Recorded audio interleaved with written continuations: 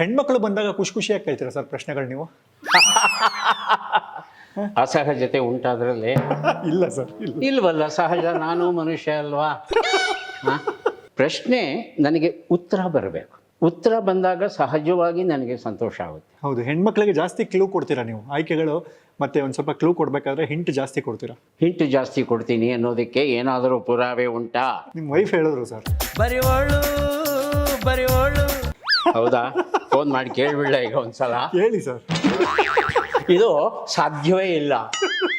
ನನ್ನ ವರ್ತನೆಯಲ್ಲಿ ಒಂದು ಸ್ವಲ್ಪ ಅಯೋಟ ಅಂತ ಹೇಳ್ತಾರಲ್ಲ, ಪರಮಾಣುವಷ್ಟು ನಕಾರಾತ್ಮಕ ವರ್ತನೆ ಕಂಡು ಬಂದರೆ ತಕ್ಷಣವೇ ನನ್ನನ್ನು ಎಚ್ಚರಿಸೋದೇ ನನ್ನ ಹೆಂಡತಿ. ಹಾಗಾಗಿ ನಾನು ಈ ರೀತಿ ಹೆಚ್ಚು ಹೆಣ್ಣು ಮಕ್ಕಳಿಗೇನೆ ಅನುಕೂಲತೆ, ಫೇವರಿಸಮ್ ಮಾಡ್ತೇನೆ ಅನ್ನೋದು ಒಂದು ನಕಾರಾತ್ಮಕ ತಂತ್ರ.